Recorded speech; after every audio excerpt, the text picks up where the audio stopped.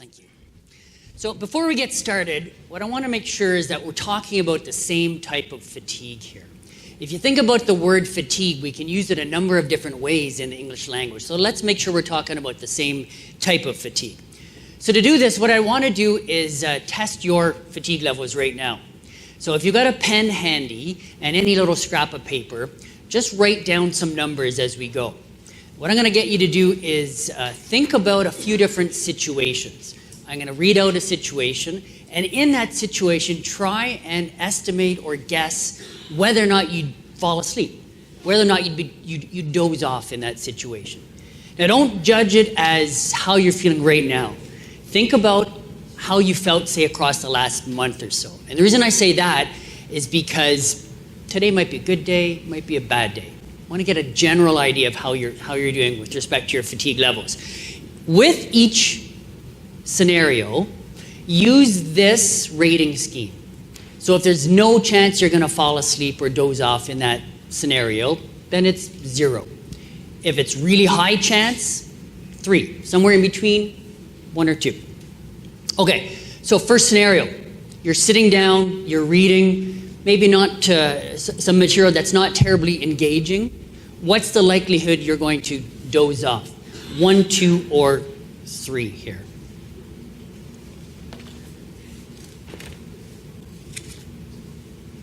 Next one, you're watching TV. Now, when you're watching TV, you're typically at home. You're in a comfortable chair, nobody's watching you. Okay? So if you're in this scenario, what's the likelihood you're going to doze off? If you are in a public place now, what's the likelihood you're going to doze off? So think about the large shopping malls where they've got the waiting areas, where people congregate. They've got a nice, comfortable couch. If you're in that scenario, what's the likelihood when you're sitting there, you're going to start dozing off? Now remember, you're in a public place, so people can watch you. They can see you falling asleep. In that scenario, what's the likelihood you'll fall asleep?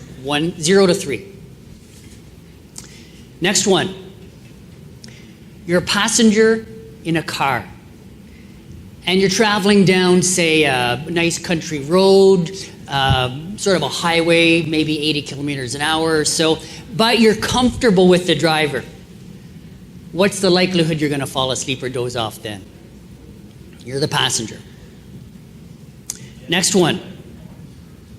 I have a buddy who calls his afternoon naps on Sundays forbidden sleep. He calls them forbidden sleep because typically when somebody leaves the house, they leave a to-do list behind. You have to take care of this list. Husband, wife disappears, you've got some free time, well, you take a nap. So in that forbidden sleep scenario, middle of the afternoon, what's the likelihood you'll fall asleep or doze off? 0, 1, 2, 3.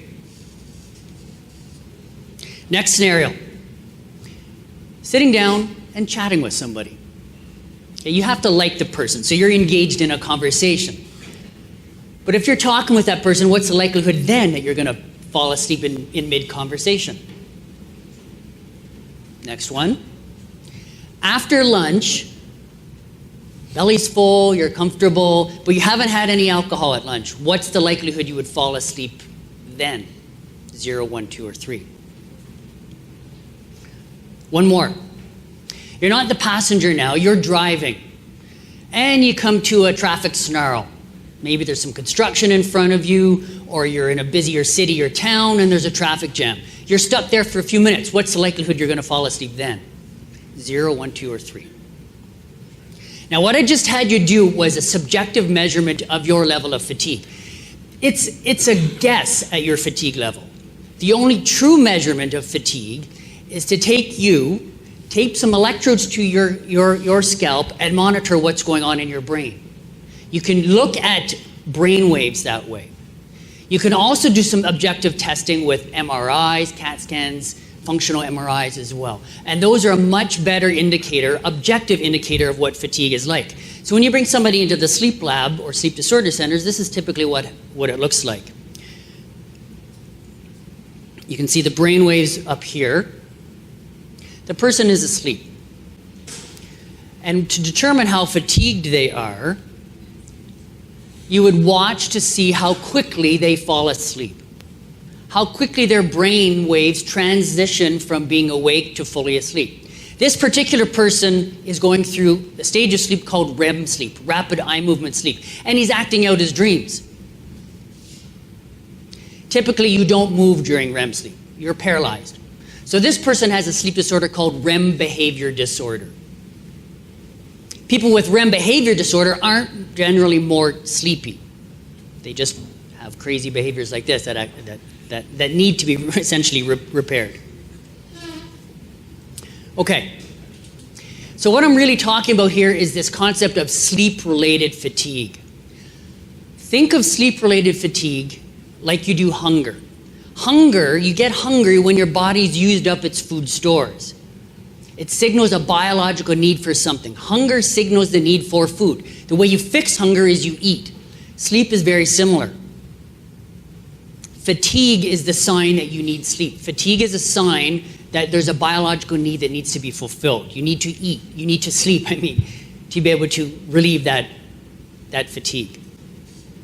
What I had you do, answering those 8 scenarios or rating those 8 scenarios, is something called the Epworth Sleepiness Scale, the ESS. It's a good subjective measure of fatigue. Gives you a pretty good idea of how sleepy or how drowsy people are. So we're really talking about fatigue as a state of sleepiness or as a state of drowsiness. It's not just that overall feeling of, oh, I'm just so tired, I don't want to do anything. It indicates a real need for something, a biological need that needs to be fulfilled, and that need is sleepiness. Now, like hunger, fatigue has a spectrum. It's not binary. You're not awake, fatigued. Hunger, after you eat, you're full. As your body uses up the food stores, you become hungrier and hungrier and hungrier until you get to that hangry point where you're angry and hungry. You need food now. Fatigue is the same way. You don't wake up after a great night of sleep, feel alert, and then bang, 1 second later you're fatigued. It takes some time for your body to use up the sleep that you've experienced, that you've obtained, and become fatigued. So there's a transition from being wide awake to being essentially fully asleep. When you're wide awake, so think about the last time you had a great night of sleep. It might be a while ago. So if you had a semi-good night of sleep, but you've appropriately used the right amount of caffeine that morning and you feel good, you're energized. If I was to ask you, how fatigued are you right now? You'd probably say, I'm not too bad. It's pretty easy to judge how you're doing in that state if you're pumped up on sleep and Red Bull. On the other end, if you're extremely fatigued, almost asleep, think of how you feel on a Friday night after a long week of work. You're sitting in your lazy boy, your head is bobbing up and down, and somebody asks you, are you fatigued? It's pretty easy to know, yeah, I'm fatigued. But in the middle range of that spectrum, we underestimate fatigue and overestimate performance. So if you're not wide awake and you're not half asleep, you're somewhere in the middle, and I ask you, how fatigued are you? You're probably going to say, I'm okay. Then I ask, well, how do you think you'd perform if we threw you in a loaded log truck right now? You'd probably say, I'm going to do okay. When the exact opposite is the truth. More fatigued, and he's not going to do as well on that task of driving a log truck. So we underestimate fatigue and overestimate performance. So simply asking people, are you fatigued, is not a great way of understanding if they're fatigued or not. Now, another reason why it's not a good idea or a great way to understand whether or not they're fatigued is because they might not know the type of fatigue you're talking about. Are you talking about sleep-related fatigue? Are you talking about this concept of mental fatigue? Later on today, I think we're scheduled to end 3:30. Around 2:30, 2:45 in the afternoon, if you're finding it hard to absorb more material, hard to listen to the speakers, but your head is not sort of bobbing up and down or your eyes aren't closing, chances are you're experiencing something called mental fatigue. You don't fall asleep more quickly if you're mentally fatigued. Let me get you to try something. I know it's a little bit corny, but try this. Put your hand up. Okay? And now do this. Open, close, open, close, open, close, open, close. Okay, now keep doing that for 2 hours. What state will your arm and hand be in? Physically fatigued. So you become physically fatigued after doing movement for a long time, or physically fatigued after you do some sort of strenuous movement for a short period of time. But just because you've sat here and did this for the next 2 hours, and then you stop, it doesn't mean you're instantly fall asleep. You're not sleepy fatigued. It's a different type of fatigue. Okay, let's go back to your questionnaire now. Add up your numbers, add up your ratings, see where you got.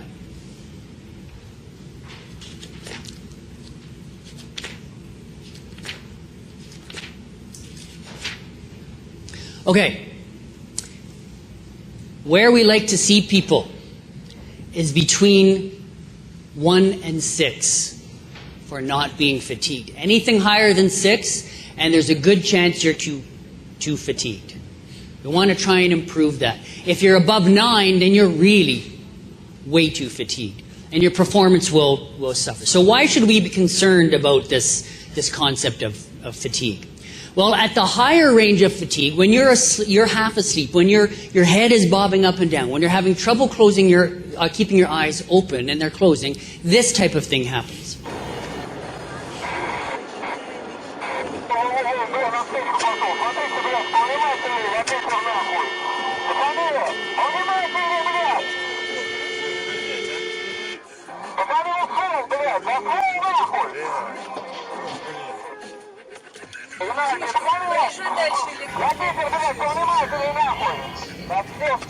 So this outcome likely happened because the person was dozing off as they're driving their truck. Chances are this person was falling asleep. So they're at the very high end of fatigue, the severe sleepiness level. This type of fatigue results in what I call these obvious costs. The obvious costs are the ones that are really easy to link fatigue to, because you got a report of somebody falling asleep, or you've got some sort of behavior, some sort of incident that, it's pretty hard to argue that person was wide awake in that truck that drifted over center line. So these obvious costs are the ones that often get cited in the research, or mostly in the press and in the media, because there's some great stats to it, such as after every long shift meaning 12 hours, 13 hours or longer, you're at 16% greater risk of a motor vehicle incident as you're driving home from that shift. Other stats, NHTSA puts out some great stats. 100,000 incidents per year related to fatigue. Now the fatigue they're talking about again is the stuff that's easily reported. Somebody fell asleep, or somebody saw somebody falling asleep, or the person reported that they fell asleep. Other obvious costs. The National Sleep Foundation in the United States does a survey almost every year, and they choose a different topic. One topic that they chose in 2011, I believe it was fatigue in transportation, sleep in transportation. And they found that there's a great level of fatigue in the trucking industry, in aviation, in railway, in all commercial driving operations. They dug a little deeper. They found that 30% of all fatal heavy vehicle incidents were related to fatigue. These are the reports, or came from reports, where people said they fell asleep, or they were observed to have fallen asleep. So again, they're at these high levels of fatigue. These are the obvious costs, but there are also some hidden costs. The hidden costs occur in situations like this.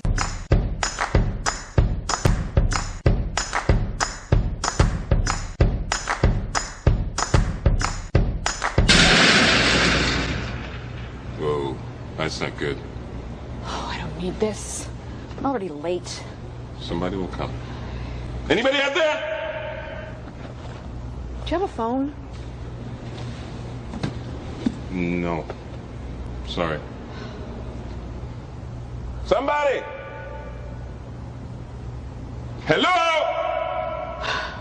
There are 2 people stuck on an escalator and we need help. Now, would somebody please do something? Help! I don't believe this. You gotta be kidding me. I'm gonna cry.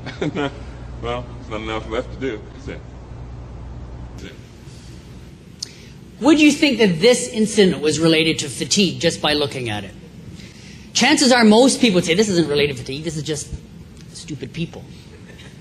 But fatigued people become stupid people. They don't problem solve well. So one of the performance abilities or human impairments that occurs when you're fatigued is you don't solve problems that well. If these people were fatigued, chances are they may not understand how to get off an escalator then. So problem solving gets impaired. Reaction time gets impaired. Decision making. The ability to remember things. Your short-term memory starts to fail. Not your long-term memory. You're still going to remember your kids' birthdays. But remembering, say, dispatches orders before somebody takes a truck out, and 4 hours later trying to remember the dispatches orders or warnings, they might forget it if they're fatigued. This happens in the middle range of fatigue. This is where most of the hidden costs occur, where people are moderately fatigued, mildly fatigued.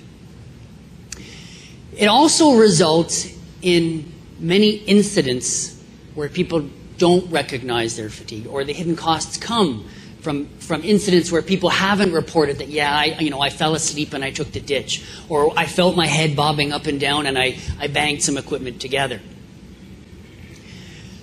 The reason that these hidden costs are there and they remain hidden is because most safety investigations don't dig deep enough to understand whether or not people were fatigued, because they stop at the level of looking at whether or not there's evidence that people fell asleep, whether or not their eyes were drooping, whether or not they were seen falling asleep. When you dig a little deeper and you look for other signs and symptoms of fatigue, like performance impairments. So if you see somebody not solving a problem well, or they didn't remember something, and you dig a little deeper, you look at their sleep pattern, and then you might see that they were fatigued. It results in incidents like this one.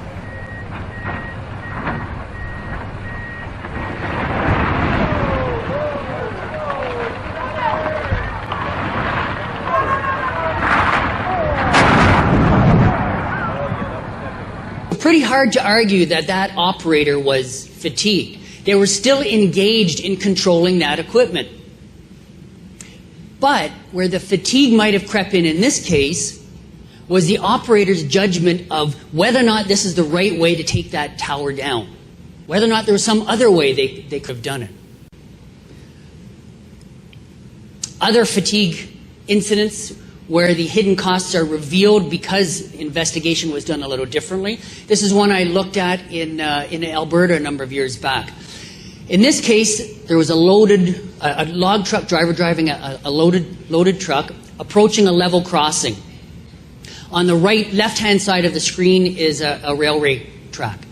As the truck driver is approaching this crossing, he's maintaining speed, 60, 70 kilometers an hour, not slowing down. Doesn't see the warning light. As he's approaching the crossing, doesn't slow down. And doesn't react quickly enough to avoid the incident, to avoid the collision. In this case, the driver was not falling asleep.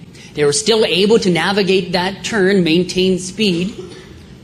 But where it failed was they weren't able to pay attention enough or focus enough to see or encode or bring in the information to avert the crash. They didn't see, they didn't pay attention to the train coming or the signal light.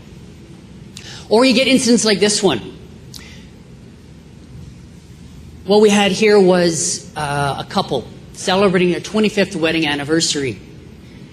And they were given this tour over the Grand Canyon by their children.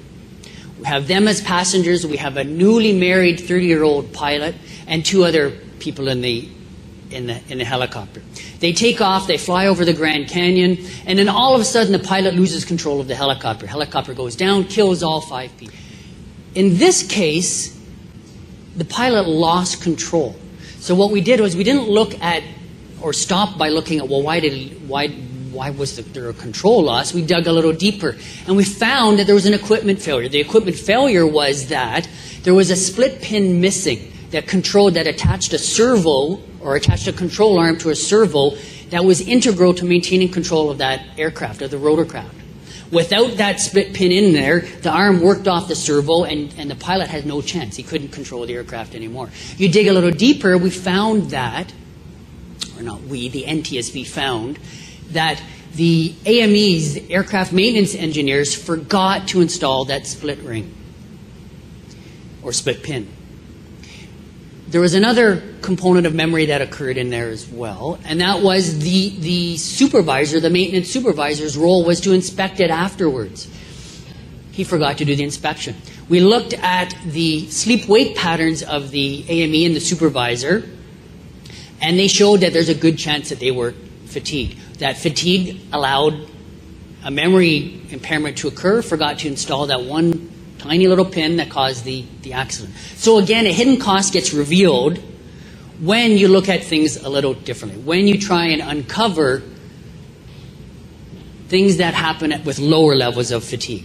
Why do you want to look at lower levels of fatigue?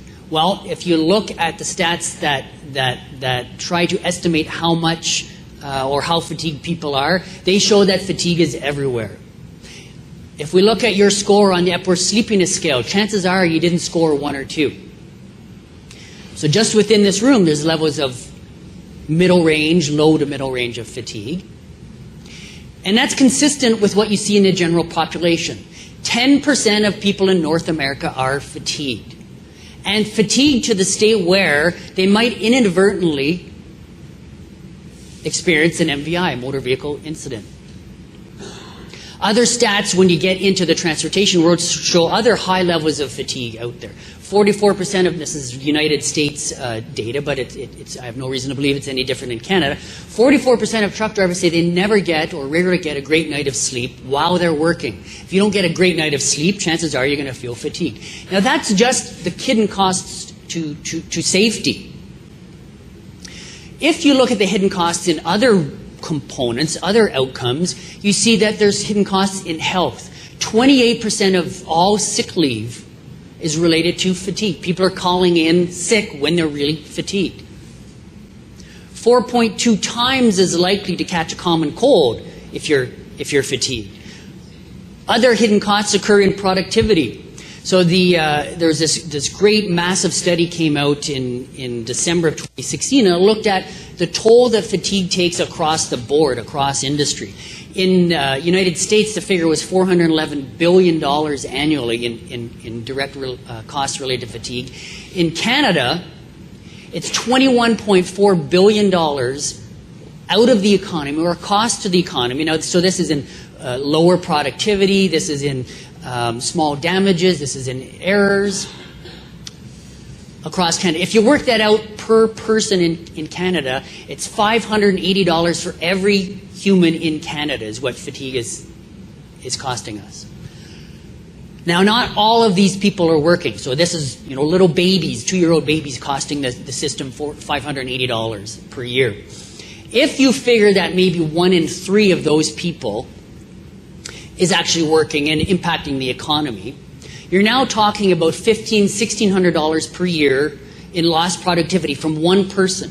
If you're a 10-person organization, there's $15,000 that is just being taken away from your organization every single year. Across the board in Canada, you also see that about 80,000 lost work days due to injuries, calling in sick, are directly related to fatigue. So we do have a bit of a problem, a bit of an issue with fatigue. Where do you start? How do we start to clean this up? How do we start to deal with the problem? What I like to do is get in and I measure it. First step, measure it. See how big the problem is. By measuring it, you now have a starting point, a benchmark, a baseline that you can then try and improve. You can intervene and see, can we move that benchmark forward a bit? It also gives me an idea of, well, just how big is this problem? If you took the Epworth Sleepiness scale and you gave it to all of your employees, say you're a 10, 20-person organization, and you find in those 20 people, one person scores 9 and above, everybody else is down around 1 or 2. Well, now the scope of the problem isn't that great, isn't that huge. So maybe you don't need to throw that many resources towards that problem. But the flip side then is, what happens if you find 19 out of 20 are scoring really high on the Epworth scale? Now you know that you've got a really big problem within your organization, and you can then argue for more resources to remedy the problem. The third reason I like to measure it as a first step is because it also gives me a comparator. I can now compare. So if we've moved fatigue from excessive or severe to moderate severe, is that good enough? Well, we've improved things, so if you stop there, you'd say, yeah, great, pat us on the back, we've done a good job, we've improved our fatigue levels. But it still might not be safe enough. So if you can compare it to what industry benchmarks are looking at with respect to fatigue levels and keeping performance high and safety high, then you can see, well, how close are we to that benchmark? It also allows organizations to cross-compare too. So if you've got one organization that has got a great safety record, you look at their fatigue levels and they're at the really low range.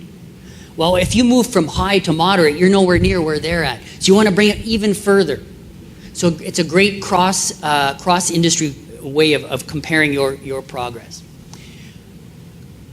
How do you measure it? Epworth Sleepiness Scale is a great way of starting. It's a subjective measure.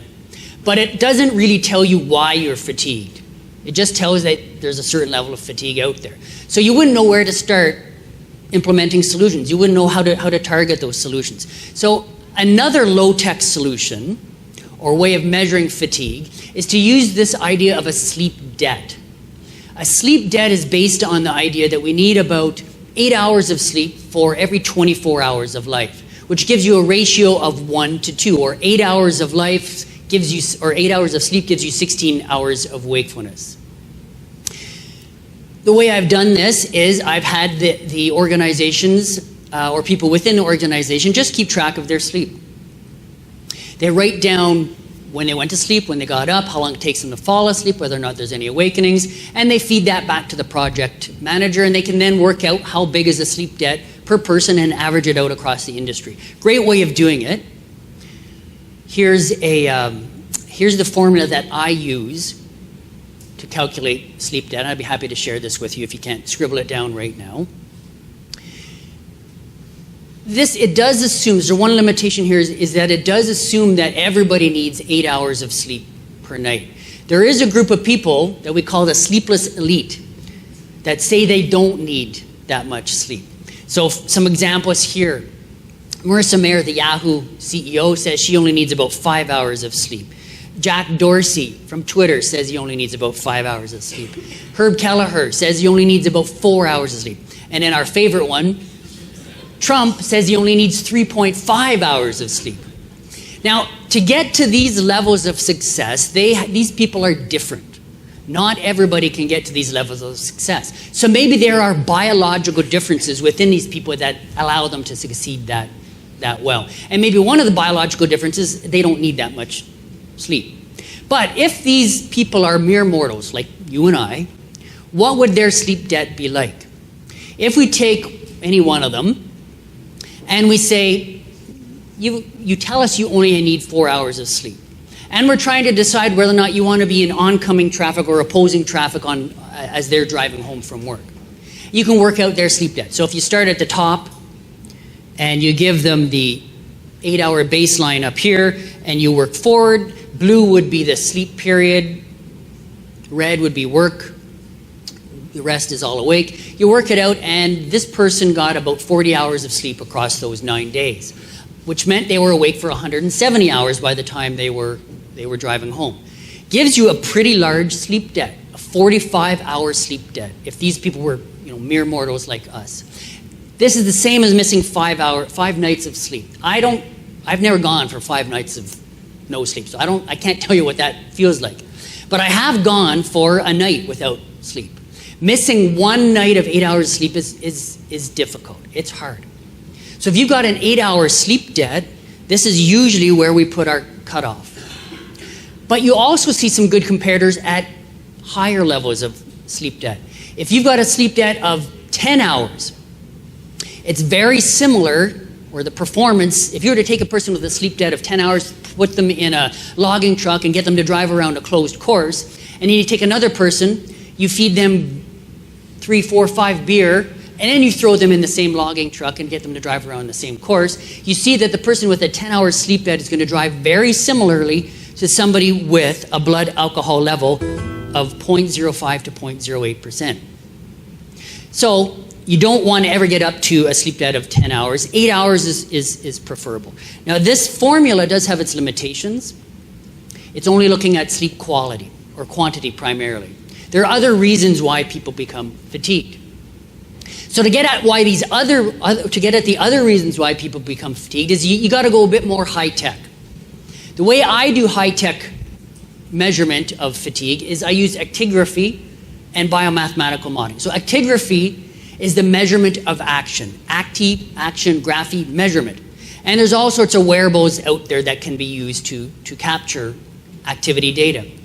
All of them assume that if the person is moving, they're awake. If there's no movement, they are asleep.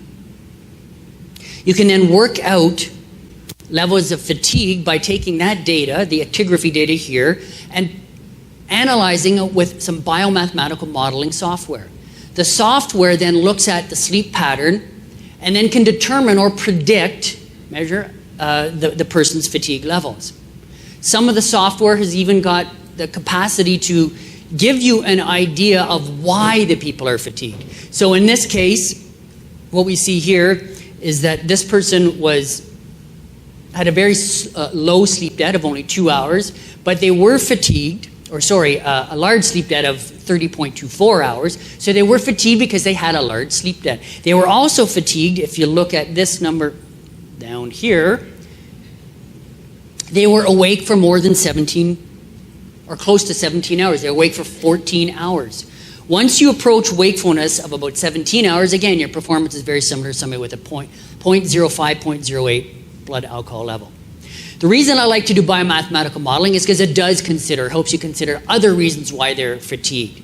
So if they're fatigued because they've been awake too long, the solution might be different than trying to fix their sleep debt. Some of these high-tech solutions also give you the ability to monitor your whole workforce to see how they're doing in live time. So in this particular snapshot, you saw at the red end that a number of them were approaching the red level or the critical zone of fatigue by the end of their duty day. So the main reasons why I like to measure fatigue are, again, gives you a quantity that you can then try and push forward and move. It gives you an idea of how big the problem is so you can figure out the resources that are required to fix the problem. It also allows you to compare your organization's performance to industry standards or to other organizations. But there's also one other thing that I found over and over again when I started out by measuring fatigue, is that you get these lucky bonus findings. I did a project with the pilots for FedEx Canada, and we had them monitor their fatigue levels or monitor their sleep and wakefulness with an actigraph, with a Fitbit. And then we gave the pilots feedback on what their sleep was like. One of the pilots came up to me and said, you know what, this is great. I thought I was sleeping well, thought I was optimizing my sleep and prioritizing it, but now I see that I'm really not. So it gave the person some immediate feedback. And then that person then said, you know what, I've been using or managing my fatigue as I'm flying the aircraft with something called countermeasures. Countermeasures are things that you can do to fight fatigue that's hitting you already. So you're driving a truck, you're loading logs onto a truck, and you recognize that there's fatigue there. What can you do? You can't just stop and pull yourself out of the operation and go home. You have to try and fight fatigue. These are called fatigue countermeasures. So this pilot was saying to me, you know, up until now I thought my sleep was great, and I've just been using fatigue countermeasures to combat the fatigue and keep me going, get me home safe. And I said, what type of fatigue countermeasures have you been using? And he said, well, you know, we don't really have much opportunity to nap in the cockpit. There's no coffee makers in a cockpit, so I can't do that. Moving around in these tiny cockpits, I can't get up and do jumping jacks in a tiny cockpit. So I've been relying on some of the less effective ones. What I do is I talk with my first officer, I talk with the captain, whomever I'm flying with, and we try and engage ourselves that way to fight off any fatigue. Or I chew gum, or I try sunflower seeds. And he said, but you know, they don't really work all that well, these countermeasures that I've been trying. So I've been wanting to try one that a long-haul truck driver told me about. I said, oh yeah, what was that? And he said, well, the long haul truck driver said to me, I can drive 18 hours straight, no problem. And the pilot was really curious because he's doing some long haul flights, and he said, why? How can you do that? He says, well, I got a great tip. Pilot, try what I do. I'm the truck driver. Here, try what I do. When you feel your head bobbing up and down like this in the cockpit, reach down into the little pouch on the side of the cockpit wall and pull out a little metal tool. The pilot says, well, what's that metal tool?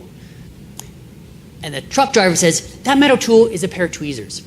What I do with the tweezers is when I feel my head bobbing up and down, I jam the tweezers up my nose, I grab as much hair as I possibly can, and I rip it out. That keeps me awake. It fights any fatigue I might be experiencing. So my challenge to you is, first of all, see if you can come up with a better fatigue countermeasure than that.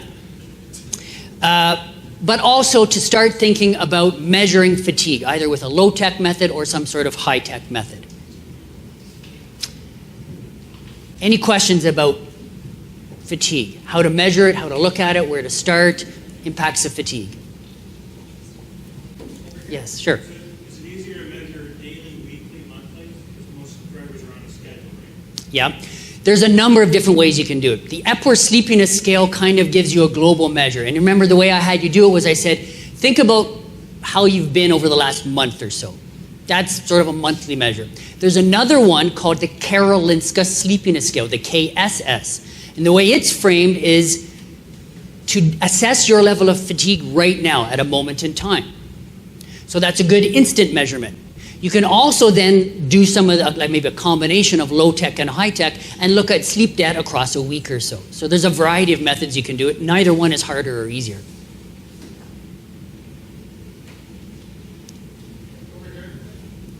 Hi. Is it affected by seasons? Yes. One of the things we didn't have a chance to talk about is the effect of light on our performance. Darker months, we're more fatigued. Yeah. Yeah.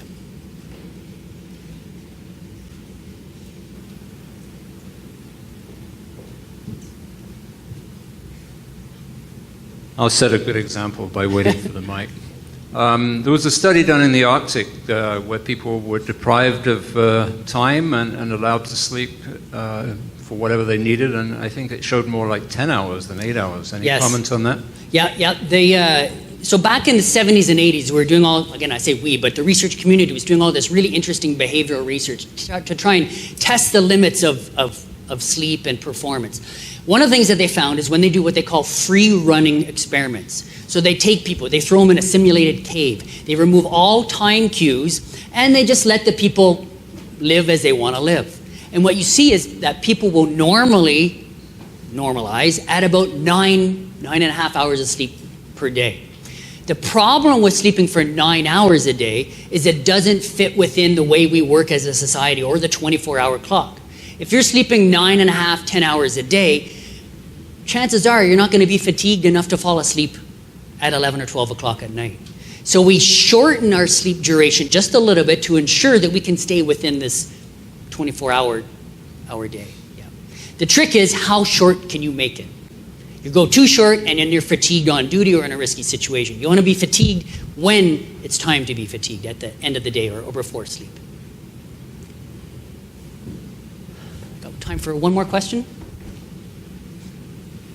So kind of more of a statement, just your thoughts on, so one of the key learnings from this would be we can measure what our fatigue levels might be, but the key would be to deliver or to develop programs that would ensure that all of our employees are getting enough sleep for the job that they're going to be expected to do, and to ensure that they are getting a good night's sleep for setting them up for that, for that success.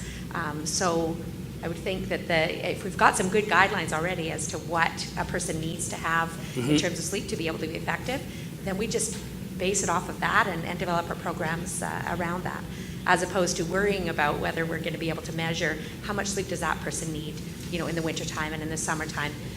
Just go off that standard and develop the program based around that. So being proactive about it. Yeah, and I agree with that. One of the first steps is this awareness that we've launched into. And once people know that you need the right quality and, as you said, quality of sleep, then you can help people get that. And chances are you're going to make an improvement.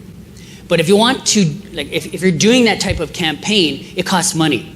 And oftentimes the decision makers will say, this program's costing us too much. Prove to me that it's worth it.